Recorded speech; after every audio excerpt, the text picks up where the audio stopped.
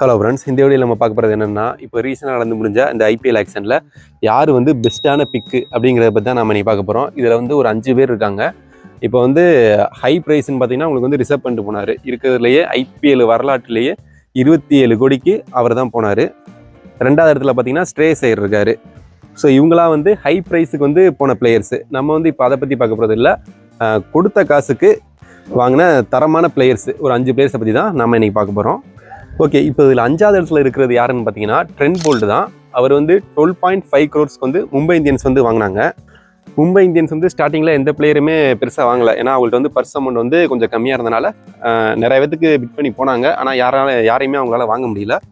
அவங்க வெயிட் பண்ணி ட்ரெண்ட் போல்ட்டை வந்து தூக்குனது வந்து ஒரு ரொம்பவே நல்ல பிக்னு சொல்லலாம். ஏன்னா வந்து 12.5 crores வந்து அவருக்கு வந்து ஒரு ஒர்த்தான அமௌண்ட்னே சொல்லலாம்.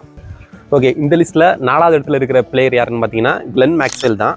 இவர் பேஸ் ப்ரைஸ் வந்து 2 crore வந்து வந்தார். ஆனால் இவரை வந்து பஞ்சாப் வந்து 4.2 கோடிக்கு எடுத்தாங்க. வெறும் 4.2 கோடிக்கு அவங்க வந்து எடுத்துக்கிட்டாங்க. இது வந்து ஒரு நல்ல ஒரு பிக்குன்னே சொல்லலாம். ஏன்னா மேக்ஸ்வெல் வந்து சிஎஸ்கேக்கு வருவாங்கன்னு நிறைய பேர் எதிர்பார்த்தாங்க. ஆனால் சிஎஸ்கே வந்து அந்தளவுக்கு போகலை. கொஞ்சம் புஷ் பண்ணி போயிருந்தால் மேபி சிஎஸ்கே கூட எடுத்துருக்கலாம். பட் அவங்க வந்து அந்த இது போகலை. பெருசாக மேக்ஸ்வெலுக்கு வந்து மற்ற எந்த டீம்ஸுமே அந்தளவுக்கு இன்ட்ரெஸ்ட் காட்டலை. ஆனால் பஞ்சாப் வந்து 4.2 கோடிக்கு வந்து அவரை எடுத்திருக்காங்க. இது வந்து ஒரு நல்ல ஒரு வேல்யூ ஃபார் பிக்குன்னே சொல்லலாம். இந்த லிஸ்ட்டில் 3வது இடத்துல இருக்கிற பிளேயர் யாருன்னு பார்த்தீங்கன்னா ரச்சின் ரவீந்திரா தான். இவர் பேஸ் ப்ரைஸ் வந்து 1.5 crore வந்து வந்தார். நிறைய டீம்ஸ் வந்து பிட் பண்ணாங்க. ஆனால் கடைசியில் சிஎஸ்கே வந்து 4 கோடிக்கு வந்து இவரை வந்து ஆர்டிஎம் பண்ணிக்கிட்டாங்க.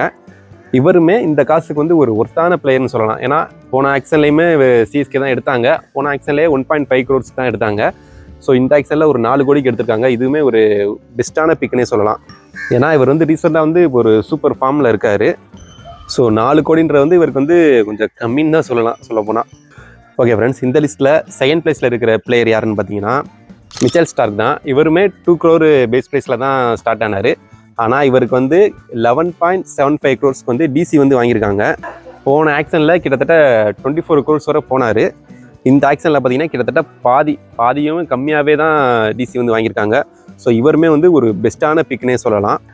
ஏன்னா மிச்சல் ஸ்டார்க்கை வந்து நினச்சா வந்து ஆர்சிபி வந்து வாங்கியிருக்கலாம். ஏன்னா அவங்கள்ட்ட வந்து ஒரு 83 கோடி வரை இருந்துச்சு. அவங்க எதுக்கு தான் போகலைன்னே தெரில. அவர் வந்து ராகுலுக்கும் போகலை, ரிஷப் பண்ட் கூட போகலை.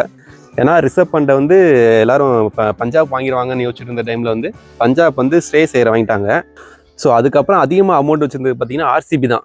ஆர்சிபிலாம் நினச்சா ஈஸியாகவே ரிஷப் பண்டை வந்து எடுத்துருக்கலாம்.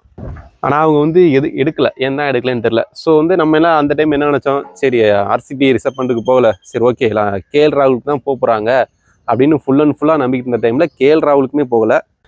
மிச்சல் ஸ்டார்க்கையுமே அவங்க எடுக்காதனால டெல்லி வந்து மிச்சல் ஸ்டார்க்கை வந்து ஈஸியாகவே எடுத்துக்கிட்டாங்க. ஸோ அவருமே இந்த ப்ரைஸ் பாயிண்ட்டுக்கு வந்து ஒரு ஒர்த்தான பிளேயர்னே சொல்லலாம். ஓகே ஃப்ரெண்ட்ஸ், இந்த லிஸ்ட்டில் ஃபஸ்ட்டாக இருக்கிறது யாருன்னு பார்த்தீங்கன்னா கேஎல் ராகுல் தான். இவர் வந்து 2 crore பேஸ் ப்ரைஸில் தான் வந்தார். ஆனால் கடைசியாக வந்து டிசி வந்து 14 கோடிக்கு வந்து இவர் வந்து எடுத்தாங்க.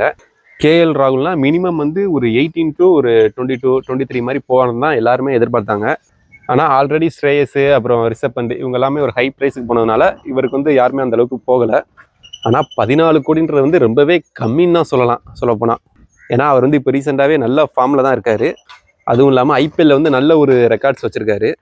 ஸோ அவரோட ஸ்டாண்டர்ட்ஸ்க்குனால் இது வந்து கம்மி ப்ரைஸ்ன்னு தான் சொல்லலாம். ஸோ இவருமே ஒரு நல்ல பிக்கு தான். டிசி வாங்கினதுலேயே ஒரு ஒர்த்தான பிக். இந்த ஃபஸ்ட்டே ஐபிஎல்லையே ஒரு ஒர்த்தான பிக்குனா இவர் தான். ஏன்னா இந்த ப்ரைஸ் பாயிண்ட்டுக்கு இவர் கிடச்சதெல்லாம் ஒரு செம ஸ்டீல்னே சொல்லலாம். ஆர்சிபிலாம் நினச்சா இவரை ஒரு 20 crore கூட வாங்கியிருந்துருக்கலாம். ஆனால் அவங்க போகலை. எல்எஸ்டியுமே ஆர்டிஎம் வந்து வேணான்னு சொல்லிட்டாங்க. ஸோ இது வந்து ஒரு ஒர்த்தான பிக்குன்னே சொல்லலாம் டிசிகிட்டே இருந்து.